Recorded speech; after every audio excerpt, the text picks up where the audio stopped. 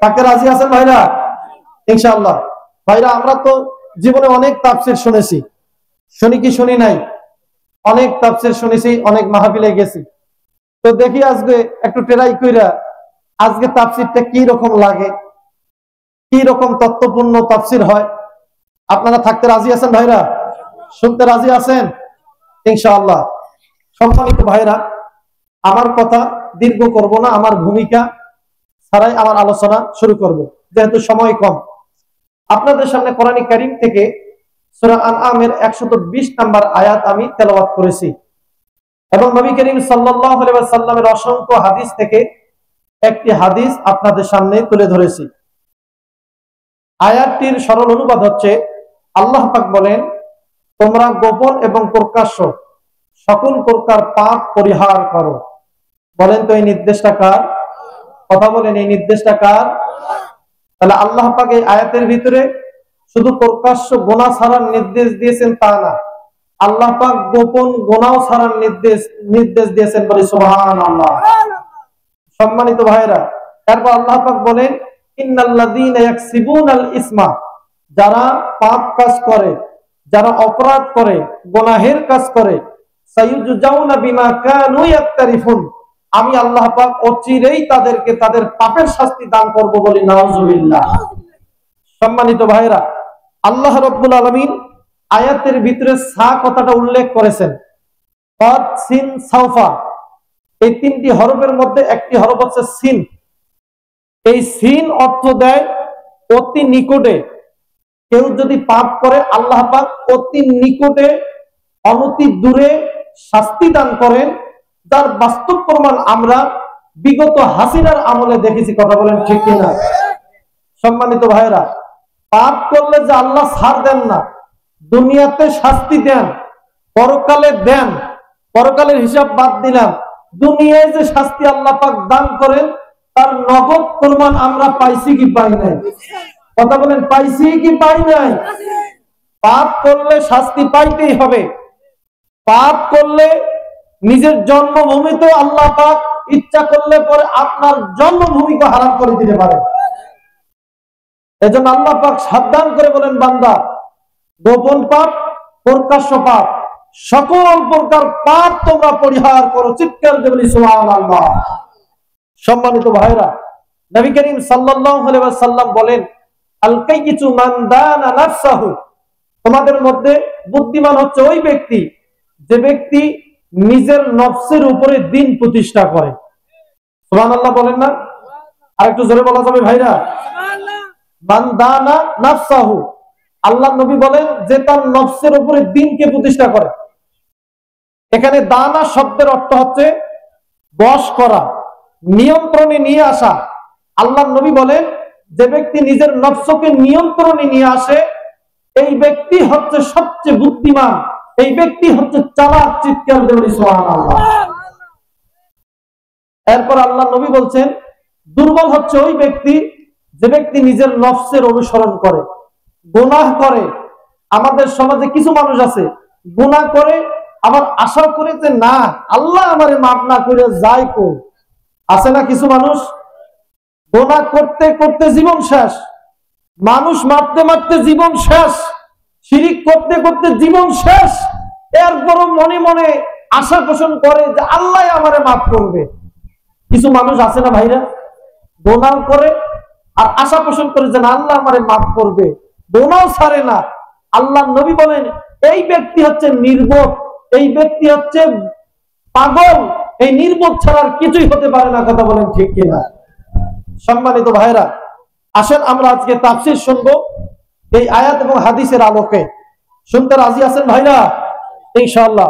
তো সম্মানিত ভাইরা, দেখেন, পাপ আমরা যারা আছি, এমন কোন মানুষ নাই যে আমরা পাপ করি না। করি কি করি না বলেন তো? ছোট ছোট ছোট বাচ্চারা বাদে আমরা বড় মানুষ যারা আছি সকলেই পাপ করি। পাপের ঊর্ধ্বে আমরা কেউই না। কথা বলেন ঠিক কিনা? সম্মানিত ভাইরা, দেখেন, আমরা যদি পাপ ছাড়তে পারি, আপনি যত বেশি পাপ ছাড়তে পারবেন তত বড় আপনি আল্লাহর ওলি হতে পারবেন। সুবহানাল্লাহ বলবেন না? আমরা যারা আছি আমরা সকলে আল্লাহর ওলি হতে চাই ভাইরা? আল্লাহর ওলি হতে চাই? আল্লাহ রাব্বুল আলামিন বলেন, ইন আউলিয়াউহু ইল্লাল মুত্তাকুন। চিৎকার দিবেন আল্লাহু আকবার। আল্লাহ পাক বলেন, বান্দারে তোমরা যদি আমি আল্লাহ পাকের ওলি হইতে চাও, বন্ধু হইতে চাও, তাহলে সকল প্রকার গুনাহের কাজ ছেড়ে দাও। আল্লাহু আকবার। মুসলমান ভাইরা আমার, ভালো করে খেয়াল করেন, আপনি গুনাহ যত ছাড়তে পারবেন তত বড় আপনি আল্লাহর ওলি হতে পারবেন। গুনাহ ছাড়তে পারবেন না, আল্লাহর ওলিও হতে পারবেন না। ভাইরা আমার, ভালো করে খেয়াল করেন, আমাদের সমাজে কিছু মানুষ আছে নেকের কাজও করে আবার পাপের কাজও করে। এমন মানুষ আছে না নাই? নেকিও অনেক করে আবার পাপও অনেক করে। আবার আমাদের মাঝে কিছু মানুষ আছে নেকের কাজ কম করে আবার পাপও কম করে। এইরকম মানুষও আছে না নাই? মুসলমান ভাইরা আমার, ভালো করে খেয়াল করেন, যে ব্যক্তি বেশি আমল করে আবার বেশি পাপ করে, আবার আরেক ব্যক্তি কম আমল করে কম পাপ করে, এই দুই ব্যক্তির মধ্যে উত্তম কোন ব্যক্তি বলতে পারবেন কি কেউ? বলতে পারবেন উত্তম কোন ব্যক্তি?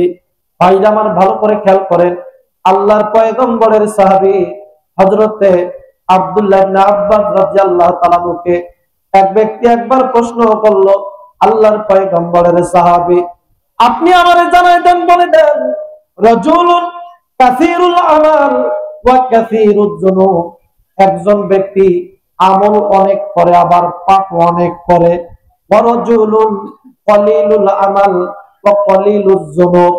আল্লাহর পয়গম্বরের সাহাবী, আপনি আমারে জানাই দেন, বলে দেন, আবার এমন অনেক ব্যক্তি আছে পাপ কম করে আবার আমলও কম করে। হে আল্লাহর পয়গম্বরের সাহাবী, এই দুই ব্যক্তির মধ্যে উত্তম কোন ব্যক্তি? সেই ব্যক্তির কথা আপনি আমারে জানায় দেন।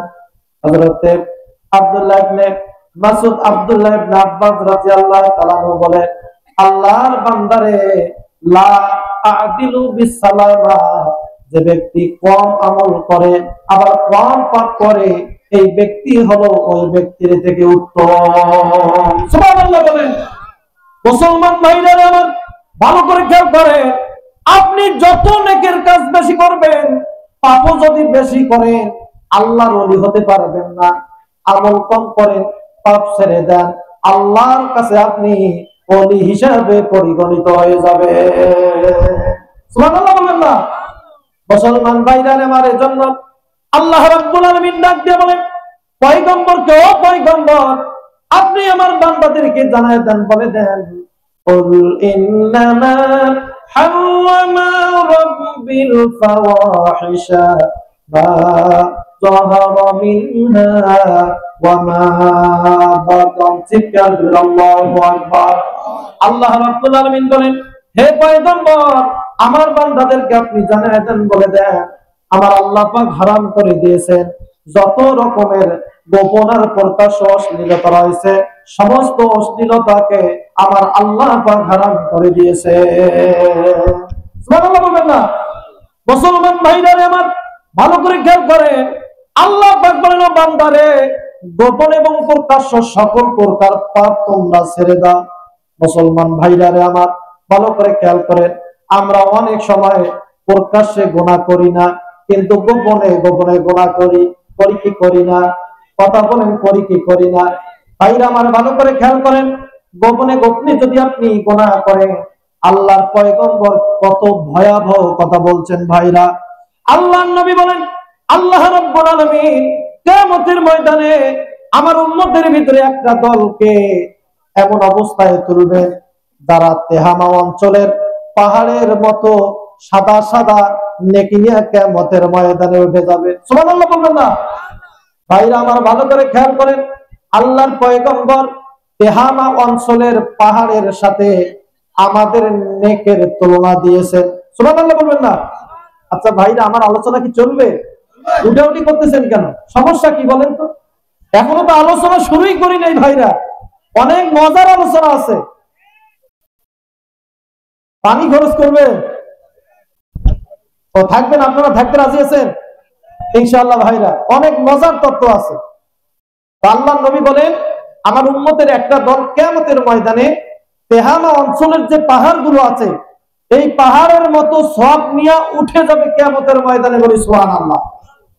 সম্মানিত ভাইরা, তেহামা অঞ্চলটা হচ্ছে সৌদি আরব এবং ইয়েমেন জুড়ে বিস্তৃত বিশাল একটা এলাকা। এই অঞ্চলে যতগুলো পাহাড় আছে এই পাহাড়গুলো হচ্ছে সাদা ধবধবে। বলেন তো পাহাড়গুলো দেখতে কেমন? সাদা ধবধবে সাদা। আল্লাহর নবী বলেন এই পাহাড়ের মতো নেকি নিয়ে কিয়ামতের ময়দানে আমার কিছু উম্মত উঠবে, কিন্তু উঠার পরও তাদের এই নেকিগুলোকে আল্লাহ পাক ধুলি কণায় পরিণত করে দিবেন। নাউজুবিল্লাহ বলবেন না?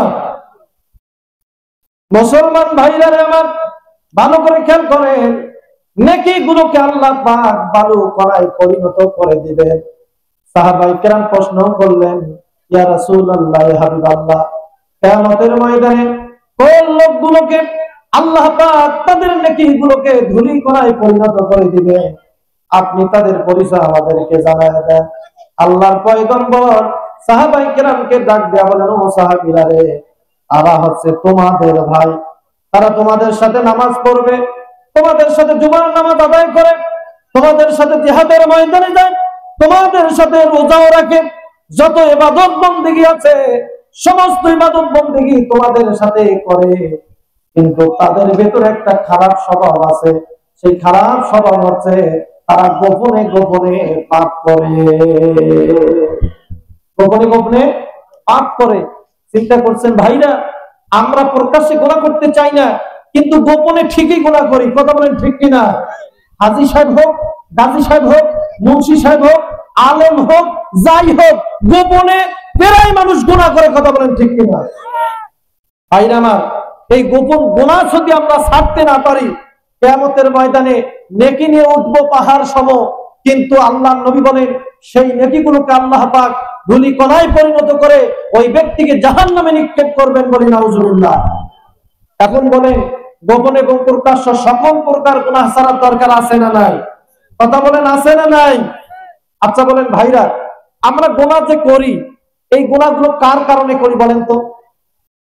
শয়তানের কারণে। শয়তান আমাদেরকে ধোঁকা দেয়, যার কারণে আমরা এই গুনাহগুলো করি। ভাইরা, সম্মানিত ভাইরা, দেখেন শয়তান আমাদেরকে ধোঁকা দেয় গুনাহ করতে। এখন বলেন, শয়তানের কি আনুগত্য করা যাবে? শয়তানের অনুসরণ করা যাবে না। আল্লাহ পাক কি বলছেন? আল্লাহ রাব্বুল আলামিন বলেন, ইয়া আইয়ুহাল্লাযীনা আমানু লা তাত্তাবিউ খুতুওয়াতিশ শাইতান ওয়া মান ইয়াত্তাবি' খুতুওয়াতিশ শাইতান ফাইন্নাহু ইয়া'মুরু বিল ফাহশাই ওয়াল মুনকার। জিকির দিবেন নাউজুবিল্লাহ। আল্লাহ রাব্বুল আলামিন বলেন, হে ঈমানদারগণ, তোমরা শয়তানের অনুসরণ করো না, আনুগত্য করো না। যে ব্যক্তি শয়তানের অনুসরণ করবে, আনুগত্য করবে, শয়তান ওই ব্যক্তিকে অশ্লীল এবং গর্হিত কাজ করার নির্দেশ দিবে। কথা বলেন ঠিক কিনা? ভাইরা আমার, ভালো করে খেয়াল করবেন, একটা মানুষ যখন নামাজ পড়বে না, মনে করবেন ওরে শয়তান ধরছে। একটা মানুষ যখন আল্লাহ পাকের ইবাদত বন্দেগী করবে না, মনে করবেন তারে শয়তান ধরেছে। শয়তান ধরার কারণে সে ইবাদত বন্দেগী ছেড়ে দিয়া গুনার কাজ করে। কথা বলেন ঠিক কিনা? এজন্য ভাইরা আমার আল্লাহ রাব্বুল আলামিন কোরআনে কারীমে সূরা কাফের 50 নম্বর আয়াতে বলেন, আবাতাত্তাখিযুনাহু ওয়া যুররিয়াতাহু আউলিয়া মিন দুনি। চিৎকার করে নাউজুবিল্লাহ। আল্লাহ রাব্বুল আলামিন বলেন, ও আমার বান্দারা, তোমরা কি শয়তানকে এবং শয়তানের সন্তানদেরকে বন্ধু হিসেবে গ্রহণ করবা আমাকে বাদ দিয়া?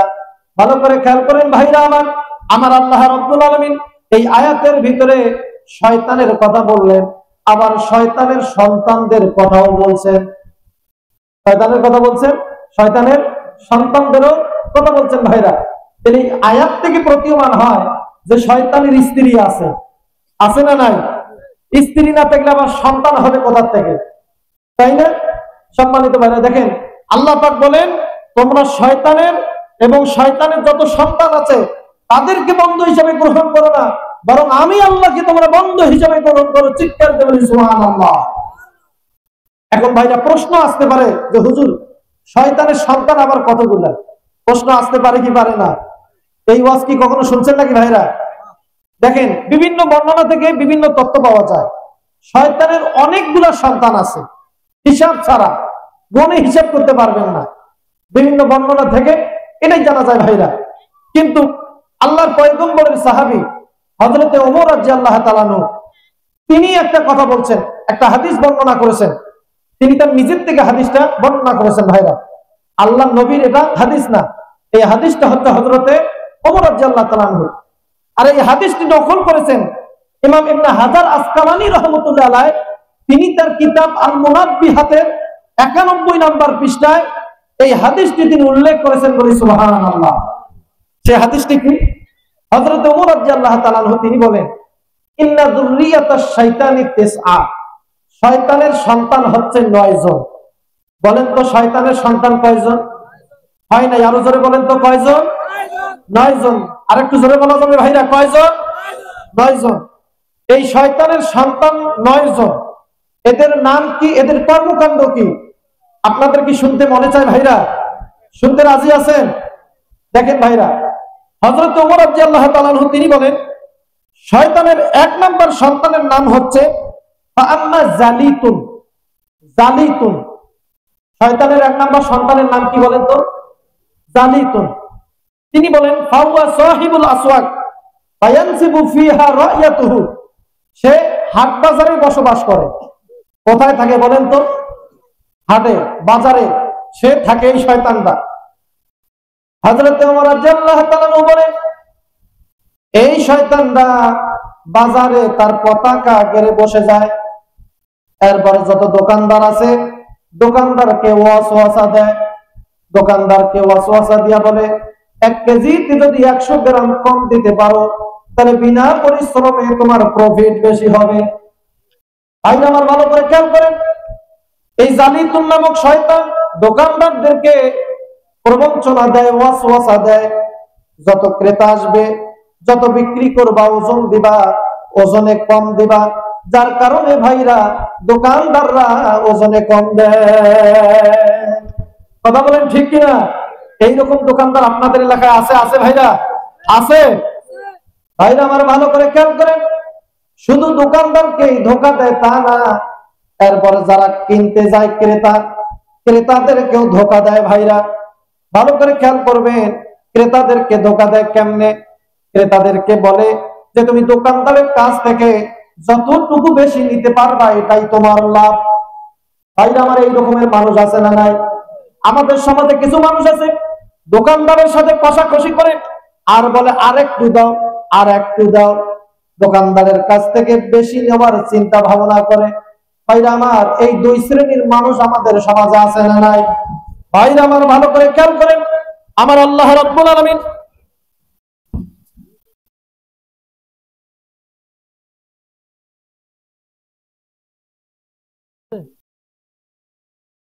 লাগতেছে, আপনি টেস্ট করেন, বিশ্রাম করেন, হাঁটান, ওনারে বিশ্রামে নিয়ে যান। সম্মানিত ভাইরা, তাহলে আমাদের দেশে 2 শ্রেণীর মানুষে আছে। ক্রেতা যারা, তারা বেশি নেওয়ার চিন্তা করে, আর যারা বিক্রেতা দোকানদার তারা কম দেওয়ার চিন্তা করে। কথা বলেন ঠিক কিনা ভাইরা? এইরকম স্বভাবের মানুষ আছে না? মুসলমান ভাইরা আমার ভালো করে খেয়াল করেন, আমার আল্লাহ রাব্বুল আলামিন কোরআনে কারীমের ভিতরে কি বলেন? আল্লাহ পাক বলেন, ওয়াইলুল লিল মুতাফফিফিন আল্লাযীনা ইযা ইকতালু আলান নাসি ইস্তাওফুন ওয়া ইযা কালুহুম আও ওয়াজানুহুম ইউখসিরুন। জিকির করুন নাউযুবিল্লাহ। আল্লাহ রাব্বুল আলামিন বলেন, তাদের জন্য পরিতাপ যারা ওজনে কম বেশি করে, দেওয়ার সময় কম দেয়, নেওয়ার সময় কম বেশি নেয়। ভাইরা আমার আল্লাহ রাব্বুল আলামিন উভয় শ্রেণীকে জাহান্নামী বলে আখ্যায়িত করেছে। এখন বলেন ওজনে কম দেওয়া যাবে? আর যখন আমরা কিনতে যাব তখন কি বেশি নেওয়া যাবে? ভাইরা আমার, আমাদের সমাজে এই ধরনের মানুষ আছে, দোকানদারের সাথে দর কষাকষি করে এবং বলে যে আরেকটু বেশি দাও, আরেকটু বেশি দাও। বিশ্বাস করেন ভাইরা, দোকানদারের কাছ থেকে যতটুকু আপনি বেশি নেবেন, কিয়ামতের ময়দানে আল্লাহ পাক ওইটাকে আগুনের আকারে আপনার সামনে তুলবেন। নাউজুবিল্লাহ বলবেন না? আর যারা দোকানদার ভাইরা আছেন, ওজনে যদি কম দেন, যতটুকু ওজনে কম দিয়েছে এই অংশটাকে আল্লাহ পাক কিয়ামতের ময়দানে আগুন করে তুলবেন, বলি নাউজুবিল্লাহ। তাহলে ভাইরা, ওজনে কি কম বেশি করা যাবে? সম্মানিত ভাইরা, শুধু এই মাপে যে কম বেশি করা হয় তা না। দেখেন, আপনি যদি নামাজ যথা সময় আদায় না করেন জামাতের সাথে, এটাও কিন্তু ওজনে কম বেশি করা। এটাও বলেন তো কি ওজনে কম বেশি করা? দেখেন, হযরত ওমর রাদিয়াল্লাহু তাআলা একবার তিনি লক্ষ্য করে দেখলেন এক ব্যক্তি আসরের নামাজ পড়তেছে একাকী। জামাত হওয়ার পরে হযরত ওমর রাদিয়াল্লাহু তাআলা আল্লাহর বান্দাকে ডাক দেয়া বলেন, ও আল্লাহর বান্দারে, ব্যাপারটা কি? তুমি কেন এই সময় আসরের নামাজ পড়তেছো? জামাত তো হয়ে গেছে, কেন তুমি জামাতের সাথে নামাজ আদায় করলা না? আল্লাহর বান্দা ডাক দেয়া বলে, হে আমিরুল মুমিনিন, আমার বিভিন্ন সমস্যা ছিল, বিভিন্ন রকমের ওজর আপত্তি পেশ করলো ভাইরা। হযরত ওমর রাদিয়াল্লাহু তাআলা আল্লাহর বান্দাকে ডাক দেয়া বলেন, আল্লাহর বান্দারে, যতই তুমি ওজর পেশ করো না কেন, তৌফিকটা যত সময় নামাজ পড়ো নাই ওজনে তুমি কম বেশি করছো, ওজনে কম বেশি করছো। তৌফিকটা জামাতের সাথে নামাজ পড়ো নাই, যত সময় নামাজ পড়ো নাই, এটাই হচ্ছে ওজনে কম বেশি করা, বলি নাউজুবিল্লাহ। ভাইরা আমার, নামাজ জামাতের সাথে পড়তে রাজি আছি আমরা? রক্ত মতো জামাতের সাথে নামাজ আদায় করতে হবে ভাইরা। আল্লাহ পাক এইটাকে আবশ্যক করে দিয়েছেন, ফরজ করে দিয়েছেন। আল্লাহ পাক বলেন, ইন্নাস সালাতা কানাত আলাল মুমিনিনা কিতাবাম মাওকুতা। আমি আল্লাহ পাক নামাজটাকে সময়ের সাথে বেঁধে দিয়েছি, বলি সুবহানাল্লাহ। তাহলে সম্মানিত ভাইরা, শয়তানের এক নাম্বার সন্তানের নাম হচ্ছে জালিতুন। এরপরে শয়তানের দ্বিতীয় সন্তানের নাম হচ্ছে ওয়াম্মা ওয়াসিন। দ্বিতীয় সন্তানের নাম হচ্ছে ওয়াসিন। বলেন তো দ্বিতীয় সন্তানের নাম কি? সকলে বলেন ওয়াসিন। এই ওয়াসিন নামক শয়তানের কাজ হচ্ছে ফাহুয়া সাহিবুল মুসিবাত, মানুষদেরকে আপদে বিপদে ফেলানো। এই ওয়াসিন নামক শয়তানের কাজ মানুষকে বিপদে ফেলায়। দেখবেন হঠাৎ হঠাৎ বিপদে পড়ে মানুষ, এই ওয়াসিন নামক শয়তান মানুষকে আপদে বিপদে ফেলায় ভাইরা। এই শয়তানের দ্বিতীয় সন্তানের নাম হচ্ছে ওয়াসিন, এবং শয়তানের তৃতীয় নাম হচ্ছে, শয়তানের তৃতীয় সন্তানের নাম হচ্ছে ওয়াম্মা আওয়ান ফাহুয়া সাহিবুস সুলতান। তৃতীয় সন্তানের নাম হচ্ছে আওয়ান।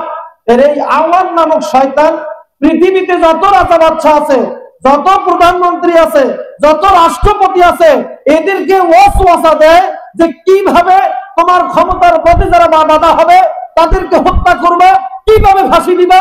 এই চিন্তা ফিকির আওয়ান নামক শয়তান রাজা বাদশাদের অন্তরে ঢেলে দেয়, বলি নাউজুবিল্লাহ। তাহলে ভাইরা, রাজা বাদশাদের সঙ্গী হচ্ছে আওয়ান নামক শয়তান। বুঝতে পারছেন ভাইরা? এই আওয়ান নামক শয়তান ওয়াসওয়াসা দিয়েছে নমরুদকে। বলেন তো ওয়াসওয়াসা দিয়েছে কাকে? নমরুদকে। নমরুদকে ওয়াসওয়াসা দিয়ে বলেন, হে নমরুদ রে, তুমি যদি ইব্রাহিমকে মেরে না ফেলো তাহলে তোমার ক্ষমতা তুমি টিকায় রাখতে পারবা না, তোমার মসনদ তছনছ হয়ে যাবে রে। হে নমরুদ, তোমার মসনদ যদি টিকিয়ে রাখতে চাও তাহলে ইব্রাহিমকে দুনিয়ায় রাখা যাবে না। ভাইরা আমার, ভালো করে খেয়াল করেন, এই আওয়ান নামক শয়তান এই বুদ্ধি যখন দিয়েছে নমরুদকে, এবার নমরুদ অগ্নিকুণ্ড প্রজ্বলিত করে আল্লাহর পয়গম্বর হযরতে ইব্রাহিমকে আগুনে নিক্ষেপ করেছে, বলি নাউজুবিল্লাহ। আমার আল্লাহ রাব্বুল আলামিন হযরত ইব্রাহিমের জন্য আগুনকে ফুলের বাগিচায় পরিণত করে দিয়েছেন। সুবহানাল্লাহ বলবেন না? আল্লাহ রাব্বুল আলামিন বলেন, কুল্লা ইয়া নারু কুনি বারদান ওয়া সালামান আলা ইব্রাহিম। আল্লাহু আকবার। আল্লাহ রাব্বুল আলামিন হযরত ইব্রাহিমের জন্য আগুনকে ফুল বাগিচায় পরিণত করে দিলেন ভাইরা। এরপর ভালো করে খেয়াল করেন, এবার এই আওয়ান নামক শয়তান মিস্টার ফেরাউনকে বুদ্ধি দিয়েছে যে হযরত মূসা আলাইহিস সালামকে কেমনে হত্যা করবা। ভাইরা আমার, ভালো করে খেয়াল করেন, এই শয়তান ফেরাউনকে বুদ্ধি দিয়েছে তোমার ক্ষমতা যদি পাকাপোক্ত করতে চাও, তাহলে মুসা হচ্ছে তোমার পথের কাঁটা।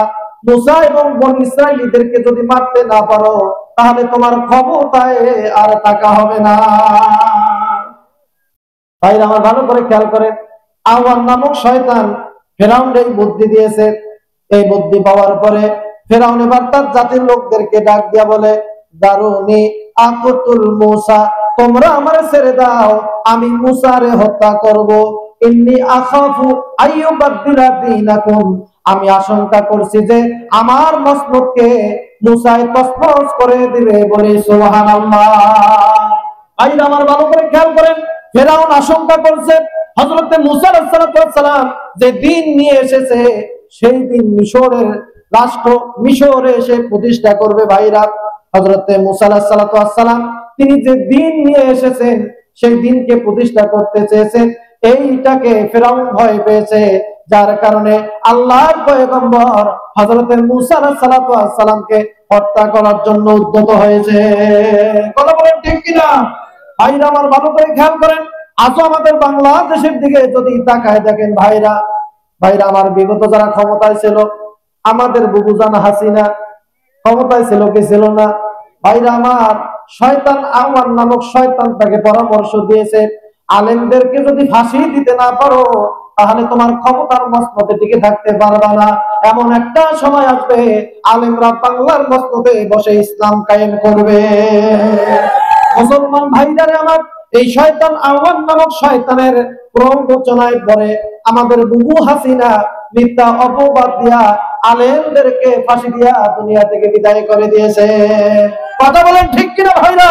সুতরাং ভাইরা, যে ভয়ে ফেরাউন হযরত মুসা আলাইহিস সালামকে হত্যা করতে চেয়েছে, যে ভয়ে নমরুদ হযরত ইব্রাহিমকে হত্যা করতে চেয়েছে, একই ভয়ে লেডি হাসিনা আলেমদেরকে হত্যা করেছে। ভাইরা, সুতরাং ফেরাউন যেমন ক্ষমতায় টিকে থাকতে পারে নাই, নমরুদ যেমন টিকে থাকতে পারে নাই, হাসিনাও টিকে থাকতে পারে নাই। চিৎকার দিয়ে বলেন কথা ঠিক কিনা?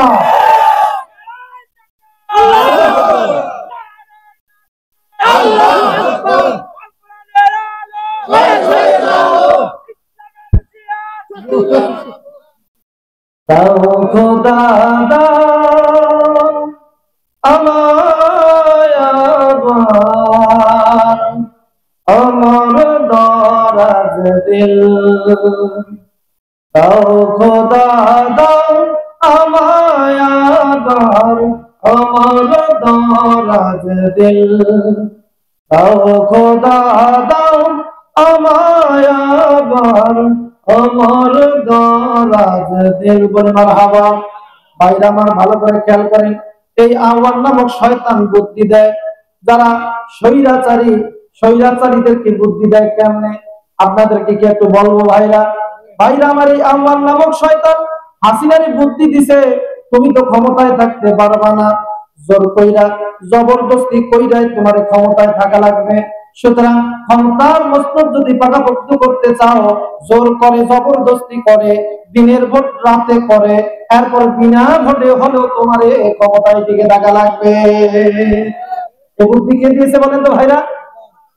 আমার ভালো করে খেয়াল করেন, আপনাদেরকে একটা হাদিস শোনাই ভাইরা। দেখেন, পৃথিবীতে যারা স্বৈরাচার, তারাই কিন্তু অবৈধভাবে ক্ষমতায় টিকে থাকে। এবারে কথা বলেন না কেন? পৃথিবীতে ফেরাউন স্বৈরাচার ছিল, অবৈধভাবে ক্ষমতায় টিকে থাকছে।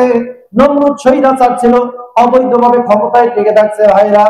এরপর হাসিনাও স্বৈরাচার ছিল, অবৈধভাবে ক্ষমতায় টিকে ছিল। কথা বলেন ঠিক কিনা ভাইরা? আমার আপনাদেরকে একটা হাদিস শোনাই, চমকপ্রদ হাদিস ভাইরা। আল্লাহর পয়গম্বরের স্ত্রী হযরতে মা আয়েশা রাদিয়াল্লাহু তাআলা হাদিসটা বর্ণনা করেছেন।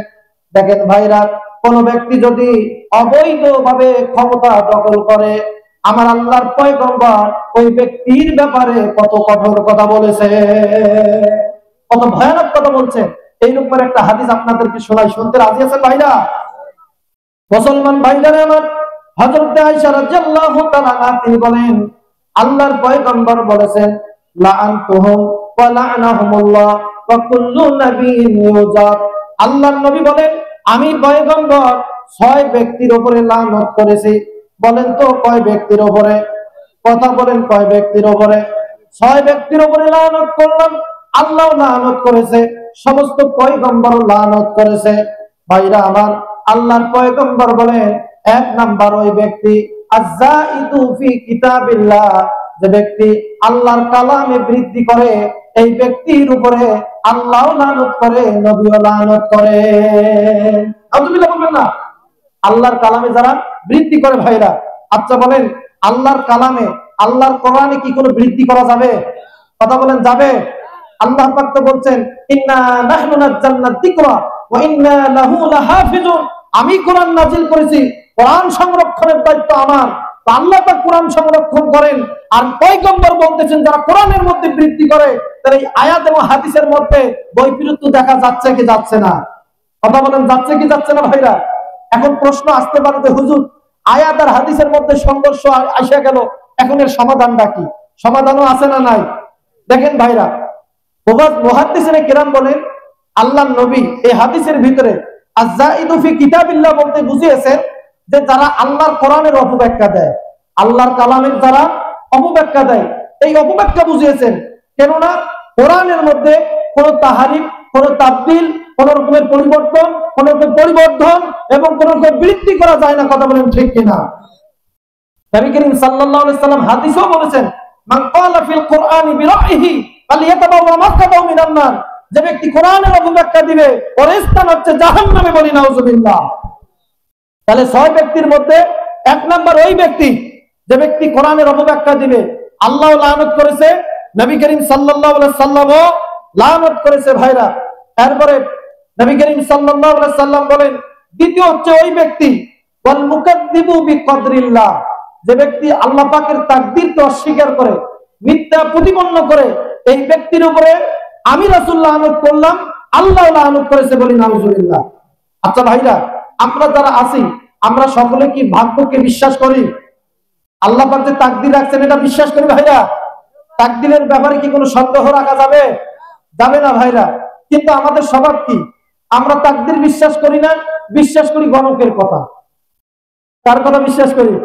গণকের কথা। ভাইরা, অনেক মানুষ আছে গণকের কাছে যায়, আছে না এরকম মানুষ? ভাইরা আমার, আপনি যদি গণকের কথা বিশ্বাস করেন মনে প্রাণে, আল্লাহর নবী বলছেন, মাইয়ুসাদ্দিকুহু ফাকাদ কাফারা, যে ব্যক্তি গণকের কথা বিশ্বাস করবে ও কাফের হয়ে যাবে। নাউজুবিল্লাহ বলবেন না? তাহলে গণকের কথা বিশ্বাস করা যাবে? আল্লাহ পাক আমার আপনার তাকদীরে যেটা রাখছেন সেটা হবে খায়রিহি ওয়া শাররিহি মিনাল্লাহি তাআলা, ভালোটাও তাকদীরে, মন্দটাও তাকদীরে আল্লাহর পক্ষ থেকে এসেছে। কথা বলেন ঠিক কিনা? তাহলে ভাইরা, তাকদীরকে অস্বীকার করা যাবে না। এরপর আল্লাহর নবী বলেন, তিনি তো ওই ব্যক্তির উপরে আমি রাসূল লানত করেছি, আল্লাহ লানত করেছে। কোন ব্যক্তি? যে ব্যক্তি অবৈধভাবে ক্ষমতা দখল করে।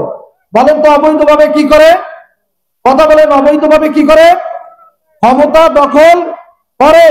আল্লাহর নবী বলেন, আমি রাসূল তার প্রতি লানত করলাম, আল্লাহ লানত করেছে, বলি নাউজুবিল্লাহ। ওয়াল মুতাসাল্লিতু বিল জাবারুত, আল্লাহর নবী বলেন, যে ব্যক্তি অবৈধভাবে জোর কইরা, জবরদস্তি কইরা ক্ষমতা দখল করে, আমি রাসূল তার উপর লানত করলাম, চিৎকার দিয়ে বলি নাউজুবিল্লাহ। সম্মানিত ভাইরা, ক্ষমতাটা দখল করে, জোর করে, জবরদস্তি করে কেন? সে কারণটাও আল্লাহর পয়গম্বর বলছেন। আল্লাহর নবী বলেন, লিউইজ্জা মান আযাল্লাহুল্লাহ, আল্লাহ পাক যাদেরকে লাঞ্ছিত করেছেন, আল্লাহর কাছে লাঞ্ছিত হচ্ছে কাফেররা। কথা বলেন ঠিক কিনা?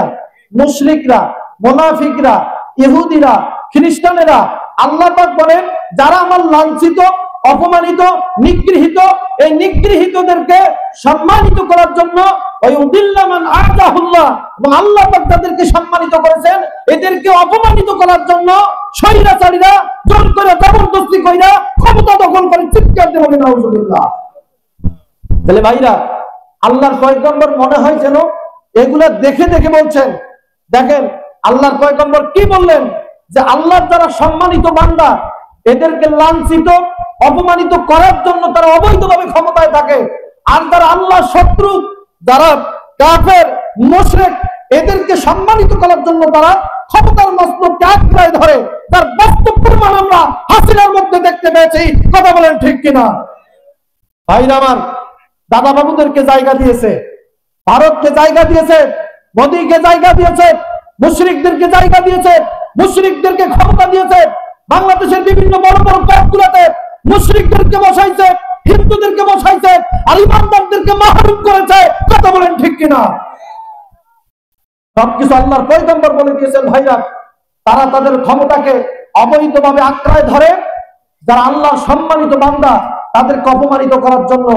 আল্লাহর সম্মানিত বান্দা বলেন তো কারা? বলেন তো ভাইরা, আল্লাহর সম্মানিত বান্দা কারা? যারা আলেম, যারা ইমানদার, আল্লাহর পথের পথিক যারা, তারা হচ্ছে আল্লাহর সম্মানিত বান্দা। শেখ হাসিনা আল্লাহর সম্মানিত বান্দা, প্রিয় বান্দা যারা আলেম, তাদেরকে অন্যায়ভাবে ফাঁসি দিয়েছে। আর দাদা বাবুদেরকে এই দেশে প্রমোট করেছে। কথা বলেন ঠিক কিনা?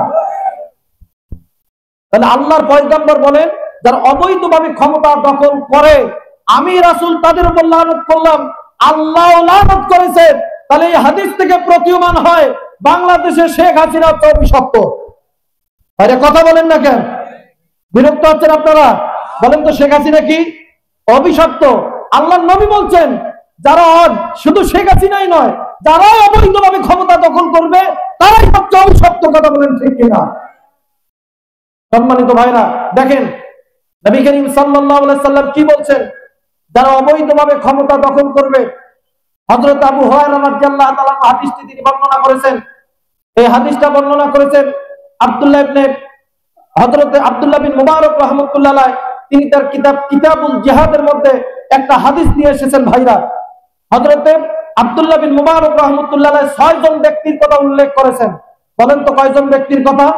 6 জন ব্যক্তি। এই 6 জন ব্যক্তির মধ্যে 3 জন ব্যক্তির কথা উল্লেখ করেছেন, যে 3 জন ব্যক্তিকে দিয়ে আল্লাহ পাক কিয়ামতের ময়দানে জাহান্নাম উদ্বোধন করবেন। নাউজুবিল্লাহ বলবেন না? আল্লাহ পাক 3 ব্যক্তিকে দিয়ে জাহান্নাম উদ্বোধন করবেন কিয়ামতের ময়দানে। সেই 3 ব্যক্তি কে কে শুনতে মনে চায় আপনাদের? ভাইরা আমার শুনতে কি মনে চায়? দেখেন নবী করিম সাল্লাল্লাহু আলাইহি ওয়াসাল্লাম বলেন, সেই 3 ব্যক্তির মধ্যে প্রথম হচ্ছে ওই ব্যক্তি আমিরুন মুসাল্লাতুন, যে ব্যক্তি জোর কইরা জবরদস্তি করে ক্ষমতার মস্তদে বসে। আল্লাহ পাক কিয়ামতের ময়দানে এই ব্যক্তিকে দিয়ে জাহান্নাম উদ্বোধন করবেন। বলি নাউজুবিল্লাহ। চিন্তা করছেন ভাইরা, আল্লাহর পয়গম্বর কি বলছেন? অবৈধভাবে যারা ক্ষমতা দখল করবে, শুধু রাষ্ট্রীয় ক্ষমতা অবৈধভাবে দখল করবে এমনটা না। দেখবেন আমাদের সমাজে অনেক অযোগ্য মানুষ আছে, যারা যোগ্য ব্যক্তিদের চাকরিকে হনন কইরা সেই পদে বসে। আছে না কিছু মানুষ? ভাইরা আমার, এই স্বভাব যদি আপনার ভেতরে থাকে, আপনি একজনের হক নষ্ট করে সেই চাকরি নিছেন, সেই পদে বসেছেন, আল্লাহর পয়গম্বর বলছে আল্লাহ পাক আপনাকে দিয়ে জাহান্নাম উদ্বোধন করবে। চিন্তা করছেন? তাহলে সম্মানিত ভাইরা, যারা অবৈধভাবে ক্ষমতা দখল করে আল্লাহ পাক এদেরকে দিয়ে কি উদ্বোধন করবেন? বলেন তো কি উদ্বোধন করবেন? জাহান্নাম উদ্বোধন করবেন। সুতরাং বিগত যারা অবৈধভাবে জোর করে জবরদস্তি কইরা ক্ষমতার মস্তদে ছিল, ইনশাআল্লাহ তারা যদি তওবা না করে আল্লাহ পাক কিয়ামতের ময়দানে তাদেরকে দিয়ে জাহান্নাম উদ্বোধন করবেন। আল্লাহর পয়গম্বরের কথা ভাইরা, আপনাদেরকে বানোয়াট কোনো কথা বলতেছি না। আল্লাহর পয়গম্বরের হাদিস শোনাচ্ছি আপনাদেরকে। আপনাদের বিশ্বাস না হলে হযরত আব্দুল্লাহ বিন মুবারক রাহমাতুল্লাহ আলাইহি আপনারা বই খুলে দেখেন, কিতাবুল জিহাদের মধ্যে হযরত আব্দুল্লাহ বিন মুবারক রাহমাতুল্লাহ আলাইহি এই হাদিস দিয়ে এসেছেন ভাইরা। একটু চিন্তা করেন, এই হাদিসটা বর্ণিত হয়েছে সহিহ ইবনে হিব্বানেও এসেছে ভাইরা। অনেকগুলো হাদিসের কিতাবে এই হাদিসটা এসেছে যে কিয়ামতের ময়দানে আল্লাহ পাক যে 3 ব্যক্তিকে দিয়ে জাহান্নাম উদ্বোধন করবেন, তার প্রথম ব্যক্তি হচ্ছে যারা অবৈধভাবে ক্ষমতা দখল করে, এদেরকে দিয়ে আল্লাহ পাক জাহান্নাম উদ্বোধন করবেন। নাউজুবিল্লাহ বলবেন না? এরপর আল্লাহ পাক জাহান্নাম উদ্বোধন করবেন তিনি তো ওই ব্যক্তিকে দিয়ে যু সারওয়াতিন মিন মাল লা ইউদ্দি হাক্কাল্লাহ মিন মালিহি। আল্লাহর নবী বলেন, যে ব্যক্তি সম্পদের যাকাত আদায় করে না, কিয়ামতের ময়দানে আল্লাহ পাক ওই ব্যক্তিকে দিয়ে জাহান্নাম উদ্বোধন করবে। নাউজুবিল্লাহ বলবেন না? ভাইরা আমার, আমাদের অনেকের উপরে যাকাত ফরজ হয়েছে, যাকাত আমরা দেই না। যাকাত আদায় করি, অনেক মানুষ আছে নামাজ পড়ে ঠিক, কিন্তু যাকাতের বেলা গেলে হাজী সাহেবের মাথা ঠিক থাকে না। আছে না এরকম মানুষ? বিশ্বাস করেন মুসলমান, আপনি যদি যাকাত আদায় না করেন, আল্লাহর পয়গম্বর বলছেন আল্লাহ পাক ওই ব্যক্তির নামাজ কবুল করবেন না। আপনি যদি আপনার সম্পদের যাকাত আদায় না করেন, আল্লাহ আপনার নামাজ কবুল করবেন না, আপনার রোজা কবুল করবেন না, আল্লাহ আপনার হজ কবুল করবেন না, কোন ইবাদত আল্লাহ পাক কবুল করবেন না যদি আপনি সম্পদের যাকাত আদায় না করেন। সম্পদের যাকাত আদায় করি ভাইরা, দেখেন, আচ্ছা বলেন তো, বাংলাদেশে এই যে আমাদের পদ্মা সেতু নির্মিত হয়েছে, কত টাকা ব্যয় হয়েছে বলতে পারবেন? হ্যাঁ, কত? 30,000, 32,605 কোটি, 32,605 কোটি টাকা পদ্মা সেতু বানাইতে খরচ হয়েছে ভাইরা। আসলে 32,605 কোটি টাকা লাগে নাই, 1/3, অর্থাৎ প্রায় 11,000 কোটি টাকা লাগছে, কিন্তু বাকি টাকা হাসিনা মাইরা দিছে। বুঝতে পারছেন? সম্মানিত ভাইরা, একটা তথ্য আপনাদেরকে দেই, বাংলাদেশে যদি সরকার জাকাত আদায় করে, জাকাত, তাহলে প্রতি বছর 25,000 কোটি টাকা জাকাত আদায় করতে পারবে। সুবহানাল্লাহ বলবেন না? বলেন তো কত হাজার কোটি টাকা? 25,000 কোটি টাকা। তারপর ওষুধ যদি আদায় করে, তাহলে প্রতি বছর 6,000 কোটি টাকা ওষুধ আদায় করতে পারবে। সুবহানাল্লাহ বলবেন না? তাহলে 25,000 আর 6,000 কত হাজার? 31,000। কত হাজার বলেন তো? 31,000 কোটি টাকা যদি সরকার ইচ্ছা করে, তাহলে প্রতি বছর 31,000 কোটি টাকা জাকাত এবং ওষুধ থেকে আদায় করতে পারবে। সুবহানাল্লাহ বলবেন না? তাহলে প্রতি বছর জাকাত আর ওষুধের টাকা দিয়ে ভাইরা আমার নেহায়েত 3টা পদ্মা সেতু নির্মাণ করা যাবে। বলেন তো কয়টা? 3টা নির্মাণ করা যাবে ভাইরা। কিন্তু আমাদের স্বভাব হচ্ছে আমরা সম্পদের জাকাত আদায় করি না। কথা বলেন ঠিক কিনা? ভাইরা আমার, আপনি যদি আপনার সম্পদের জাকাত আদায় না করেন, তাহলে আপনার ভেতরে কারুনের স্বভাব আছে। বলেন তো কার স্বভাব? এবারে কথা বলেন না কেন? কারুনের স্বভাব আছে আপনার ভেতরে। আচ্ছা বলেন, কারুন কি জান্নাতে যাবে না জাহান্নামে যাবে? কোথায় যাবে? ফাখাসাফনা বিহি, আল্লাহ পাক বলছেন, আমি আল্লাহ পাক তাকে এবং তার সম্পদকে জমিনে দাবাই দিয়েছি। আল্লাহ পাক কারুনকে দাবাই দিয়েছেন জমিনে ভাইরা। সুতরাং আমি আপনি যদি সম্পদের জাকাত আদায় না করি, এই কারুনের সাথে আমার আপনার হাসর নাসর হবে। ভাইরা, সম্পদের জাকাত আদায় করা যাবে তো ভাইরা? সম্মানিত ভাইরা, আমি যদি কখন আপনাদের সামনে আসি, একদিন আলোচনা করব শুধু জাকাত নিয়ে, জাকাত নিয়ে। ভাইরা, আমি বিষয় ভিত্তিক আলোচনার বাইরে কোনো আলোচনা করি না। তো সম্মানিত ভাইরা, দেখেন, যে ব্যক্তি সম্পদের জাকাত আদায় করবে না, আল্লাহ নবী বলছেন কিয়ামতের ময়দানে আল্লাহ পাক ওই ব্যক্তিকে দিয়ে জাহান্নাম উদ্বোধন করবেন বলে নাউজুবিল্লাহ। এরপরে তৃতীয় ওই ব্যক্তি ফাকিরুন ফাখুর, যে ব্যক্তি ফকির হওয়ার পর গর্ব করে, অহংকার করে। কিছু মানুষ আছে না আমাদের সমাজে, দেখবেন কিচ্ছুই নাই কিন্তু অহংকারটা তার আছে। একটা কথা বলা যায় না বাপজান, তারে কথা বলার আগে লাভ দিয়ে ওঠে। আছে না এরকম মানুষ? আল্লাহ নবী বলছেন, যে ব্যক্তি নিঃস্ব হওয়ার পরে গর্ব করে অহংকার করে, আল্লাহ পাক এই ফকিরকে দিয়া কিয়ামতের ময়দানে জাহান্নাম উদ্বোধন করবেন বলে নাউজুবিল্লাহ। তাহলে 3 ব্যক্তিকে দিয়ে আল্লাহ পাক জাহান্নাম উদ্বোধন করবেন। এরপর আল্লাহ নবী বলছেন 3 ব্যক্তিকে দিয়ে আল্লাহ পাক আবার জান্নাত উদ্বোধন করবেন। সুবহানাল্লাহ বলবেন না? কয় ব্যক্তিকে দিয়ে জান্নাত উদ্বোধন করবেন? 3 ব্যক্তি। এক, শাহিদ। আল্লাহর নবী বলেন, যে ব্যক্তি আল্লাহর জমিনে আল্লাহর দ্বীন প্রতিষ্ঠা করতে গিয়ে শহীদ হয়, এই শহীদদেরকে দিয়ে আল্লাহ পাক কিয়ামতের ময়দানে জান্নাত উদ্বোধন করবেন বলে সুবহানাল্লাহ। ভাইরা আমার, আল্লাহর জমিনে আল্লাহর দ্বীন কায়েমের ব্যাপারে আমরা রাজি আছি তো? রাজি আছি ভাইরা? কারা কারা রাজি আছি একটু হাত তোলেন তো। হাত তোলেন, হাত তুলে আল্লাহকে দেখান, বলেন যে হে আল্লাহ, বলেন হে আল্লাহ, আপনার জমিনে আপনার দ্বীন কায়েম করতে গিয়ে যদি সম্পদ দেওয়া লাগে সম্পদ দিতে রাজি আছি, যদি জীবন দেওয়া লাগে জীবন দিতে রাজি আছি, যদি বাড়ি ছাড়তে বাড়ি ছিনতে রাজি আছি, তারপর আপনার জমিনে আপনার দ্বীন ত্যাগ করে শহীদ হয়ে যাবো, এরপর পিছপা হবো না। কারা কারা রাজি আছেন হাত তুলে আল্লাহকে দেখান। সকলে হাত নামান ভাইরা। সম্মানিত ভাইরা, আল্লাহ পাক শহীদদেরকে এই মর্যাদা দিবেন। কিয়ামতের ময়দানে আল্লাহ পাক শহীদদেরকে দিয়ে জান্নাত উদ্বোধন করবেন। দেখেন, আল্লাহর জমিনে যারা আল্লাহর দ্বীন কায়েম করে, আল্লাহ পাক নবী করিম সাল্লাল্লাহু আলাইহি সাল্লাম হাদিসে বলছেন, ওই ব্যক্তি হচ্ছে আল্লাহ পাকের মেহমান। বলেন তো ওই ব্যক্তি কার মেহমান? আল্লাহর মেহমান। দেখেন, আল্লাহর নবী বলেন, আব্দুল্লাহি সালাসা, আল্লাহ পাকের মেহমান হলো 3 জন। বলেন তো ভাইরা, আল্লাহ পাকের মেহমান কয়জন? জোরে বলেন কয়জন? 3 জন। আল্লাহর নবী বলেন, আল গাজী, যে ব্যক্তি আল্লাহর জমিন আল্লাহর দ্বীন কায়েম করতে গিয়া জীবন নিয়ে ফিরে আসে, গাজী হয়ে ফিরে আসে, আল্লাহর পয়গম্বর বলে এই ব্যক্তি হলো আমার আল্লাহর মেহমান। সুবহানাল্লাহ বলবেন না? আমরা যারা এখানে আছি ভাইরা, আমরা কি আল্লাহর মেহমান হতে চাই? আল্লাহর মেহমান হতে চাই ভাইরা? তাহলে আল্লাহর যদি আমরা মেহমান হতে চাই, আল্লাহর নবী বলছেন যে ব্যক্তি আল্লাহর জমিনে আল্লাহর দ্বীন কায়েমের জন্য জিহাদ করে, আল্লাহর জমিনে আল্লাহর দ্বীন প্রতিষ্ঠা করে, এই ব্যক্তি হচ্ছে আল্লাহর মেহমান। আর যারা আল্লাহর মেহমান হবে তাদের কোনো ভয় নাই, চিন্তা নাই, টেনশন নাই, বিনা হিসেবে তারা আল্লাহর জান্নাতে যাবে। চিৎকার দিয়ে বলি সুবহানাল্লাহ।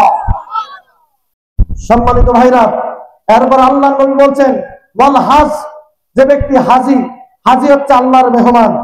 যে ব্যক্তি হজকারী, হাজি ব্যক্তি হচ্ছে আল্লাহর মেহমান।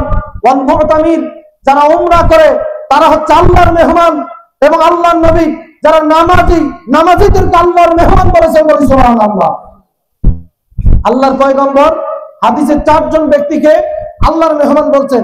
এর মধ্যে 4র্থ নাম্বার ব্যক্তি হচ্ছে যে ব্যক্তি 5 ওয়াক্ত নামাজ জামাতে গিয়ে আদায় করে। হযরত আবু হুরায়রা রাদিয়াল্লাহু তাআলা আনহু এই হাদিসটি তিনি বর্ণনা করেছেন। আল্লাহর নবী বলেন যে যখন কোন বান্দা মসজিদের উদ্দেশ্যে বেরিয়ে পড়ে, আল্লাহ রাব্বুল আলামিন তখন ওই বান্দার জন্য জান্নাতটাকে সুসজ্জিত করতে থাকেন। চিৎকার দিয়ে বলি সুবহানাল্লাহ। আমরা আল্লাহর মেহমান হতে চাই ভাইরা? তাহলে 5 ওয়াক্ত নামাজ কখনো ছেড়ে দেওয়া যাবে? আল্লাহর জমিনে আল্লাহর দ্বীন কায়েমের আন্দোলন কখনো ছেড়ে দেওয়া যাবে? হজ ছেড়ে দেওয়া যাবে? উমরা ছেড়ে দেওয়া যাবে? ভাইরা আমার, তাহলে চিন্তা করেন যারা আল্লাহর জমিনে আল্লাহর দ্বীন কায়েম করে, আল্লাহ পাক তাদেরকে কি মর্যাদা দান করেছেন ভাইরা। এরপর আপনারা দেখেন নবী করিম সাল্লাল্লাহু আলাইহি সাল্লাম বলেছেন দ্বিতীয় ওই ব্যক্তিকে দিয়ে আল্লাহ পাক জান্নাত উদ্বোধন করবেন। ওয়াব্দুল মামলুকুন আহসানা ইবাদাত রাব্বিহি ওয়া নাসাহা লিসাইয়্যিদিহি। আল্লাহ নবী বলেন যে গোলাম, যে কাজের মানুষ মালিকের কাজ করার পাশাপাশি আল্লাহর ইবাদত বন্দেগী যথাযথভাবে করে, আল্লাহ নবী বলেন আল্লাহ পাক এই কাজের লোককে দিয়ে জান্নাত উদ্বোধন করবেন, বলি সুবহানাল্লাহ। সুবহানাল্লাহ। ভাইরা আমার, একটু চিন্তা করেন তো, আমাদের অনেকে মানুষের বাড়িতে কাজ করে খাই কি খাই না? অনেকে হীনমন্যতায় ভোগী ভাইরা। হীনমন্যতার কোনো স্থান দিবেন না, কোনো টেনশন নাই। মানুষের বাড়িতে কাজ করেন, কি হয়েছে? আপনি আপনার মালিকের কাজ যথাযথভাবে করেন আর আল্লাহর ইবাদত বন্দেগী একটু করেন। আল্লাহর নবী বলছেন আপনাকে দিয়ে আল্লাহ জান্নাত উদ্বোধন করবেন। কোটিপতিকে দিয়ে আল্লাহ জান্নাত উদ্বোধন করবেন না, গরিব লোককে দিয়ে আল্লাহ জান্নাত উদ্বোধন করবেন। সুতরাং ভাইরা, গরিব হওয়াতে কোনো লোকসান নাই, আছে? তবে ভাইরা শর্ত, যার বাড়িতে কাজ করবেন তার বাড়িতে ঠিক মতো কাজ করতে হবে। কিন্তু আমাদের স্বভাব হচ্ছে যারা মানুষের বাড়িতে কাজ করি যত পারি ফাঁকি দেওয়ার চেষ্টা করি। আসেন এইরকম? খবরদার ভাইরা, এই কাজটা করবেন না। এরপরে নবী করিম সাল্লাল্লাহু আলাইহি সাল্লাম বলেছেন ওয়াফিফু মুতাফফিফুন যুইয়ান, যে ব্যক্তি বেশি সন্তানের জনক, বেশি সন্তান জন্ম দিয়েছে, এই ব্যক্তিকে দিয়ে আল্লাহ পাক কিয়ামতের ময়দানে জান্নাত উদ্বোধন করবেন, বলি সুবহানাল্লাহ। তাহলে সম্মানিত ভাইরা, আমরা জানতে পারলাম যে 3 জন ব্যক্তিকে দিয়ে আল্লাহ পাক জান্নাত উদ্বোধন করবেন আর 3 জন ব্যক্তিকে দিয়ে আল্লাহ পাক জাহান্নাম উদ্বোধন করবেন। এরপরে হযরত আয়েশার হাদিস মনে আছে আপনাদের? এই যে 3 নাম্বার বলছি যে ওয়াল মুতাসাল্লিতু বিল জাবারুত, যারা অবৈধভাবে ক্ষমতা দখল করে, আল্লাহর নবী বলেন আমি রাসূল তার উপর লানত করলাম, আল্লাহ লানত করেন। 4র্থ নাম্বার হচ্ছে ওই ব্যক্তি আল মুস্তাহিল্লু লি হারামিল্লাহ, যে ব্যক্তি আল্লাহর ঘরে কাবা চত্বরে হারাম কাজ করাকে বৈধ মনে করে, আল্লাহর নবী বলেন আমি রাসূল তার উপর লানত করি, আল্লাহ লানত করে।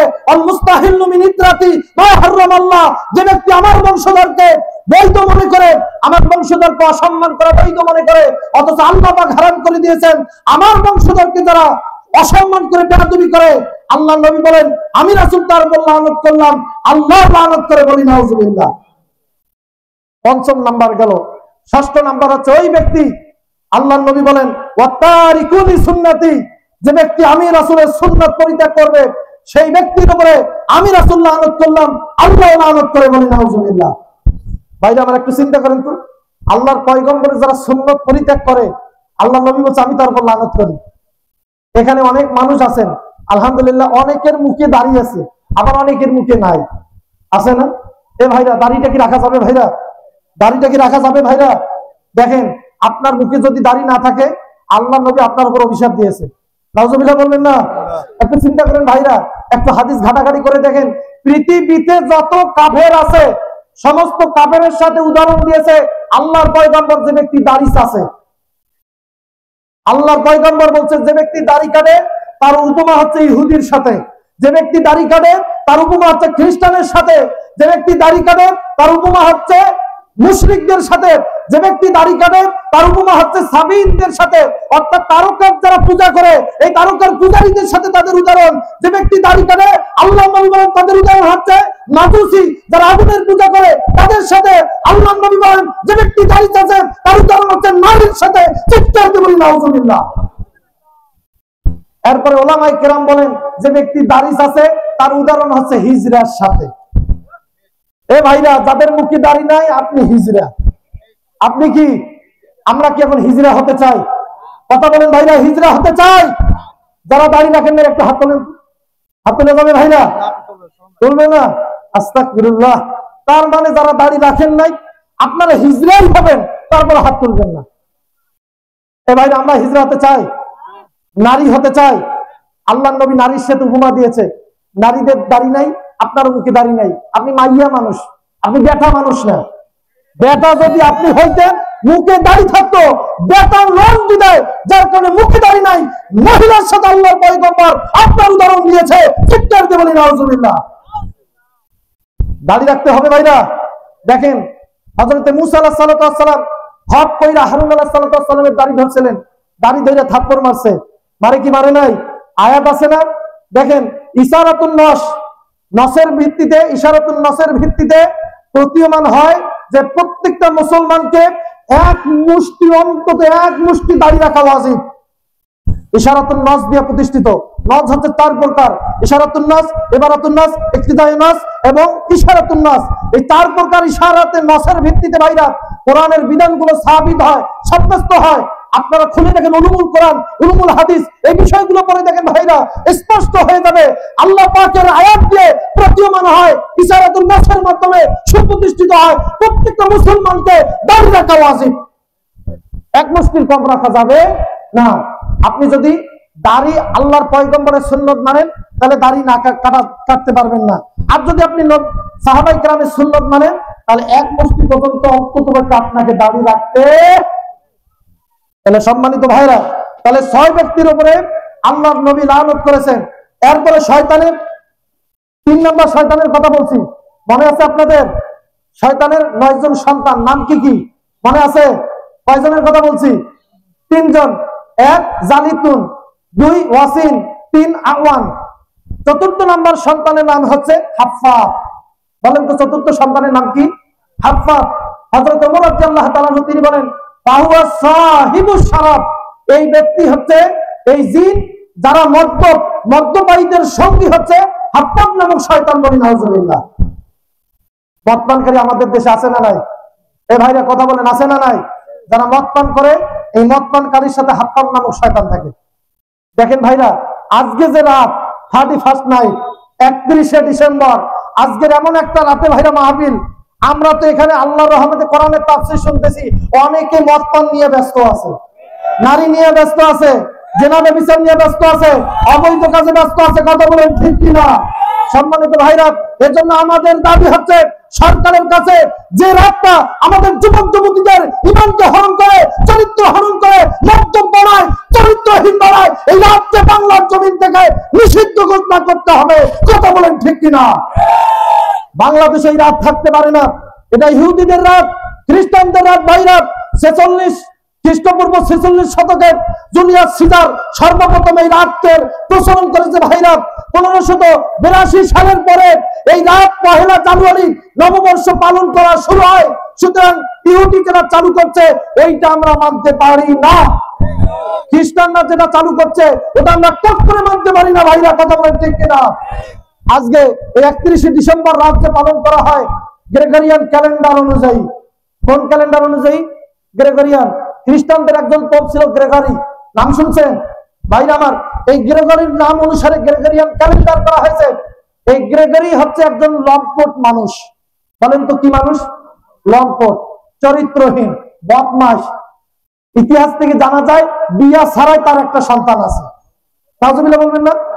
চিন্তা করেন ভাইরা, মিলটা একটু খুঁজে দেখেন যে এই রাতটাতে কারা এই অবৈধ কাজে লিপ্ত হয়। গ্রেগরির চরিত্র যাদের ভিতরে, তারাই এই রাতে অবৈধ কাজে লিপ্ত হয়। এই ভাইরা কথা বলেন না কেন?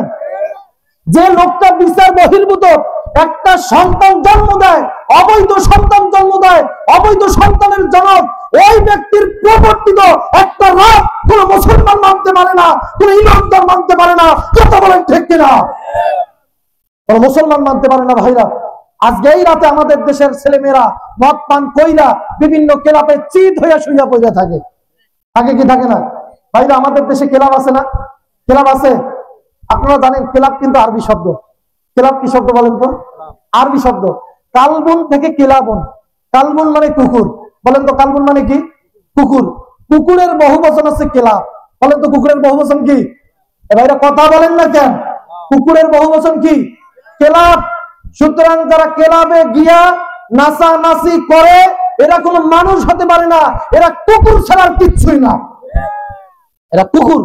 আল্লাহ পাক বলছে এরা কুকুরের চেয়ে নিকৃষ্ট, এরা শুকুরের চেয়ে নিকৃষ্ট। ভাইরা, বিশ্বাস করেন আল্লাহ পাক কোরআন কারীমের ভিতরে বলছেন উলাইকা কালামান বালহুম আদান উলাইকা হুমুল গাফিলুন।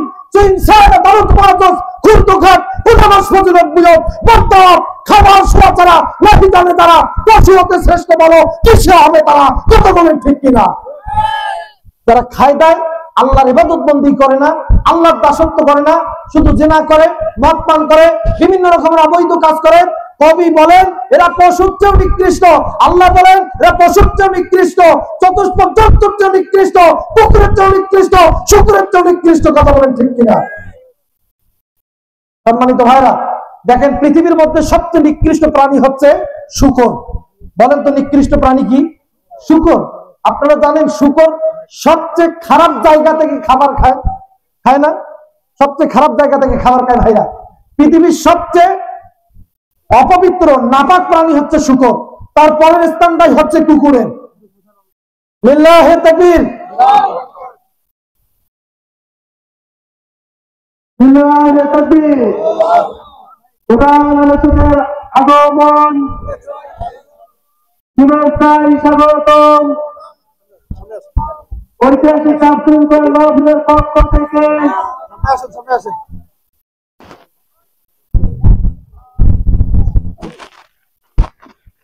সম্মানিত তাওহীদ উদ্দীনতা পর্যায়ে আমাদের সামনে প্রধান মেহমান, প্রধান আলোচক উপস্থিত হয়েছে।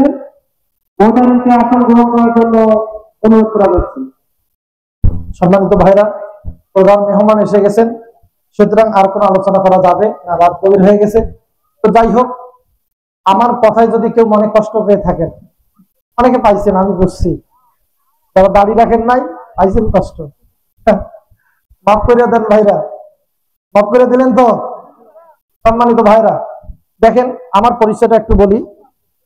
আমি কিন্তু আপনাদের এলাকায় চাকরি করি, জব করি, বেদগাড়ি একরামিয়া বহুমুখী ফাজিল ডিগ্রি মাদ্রাসা। জানেন না আপনারা?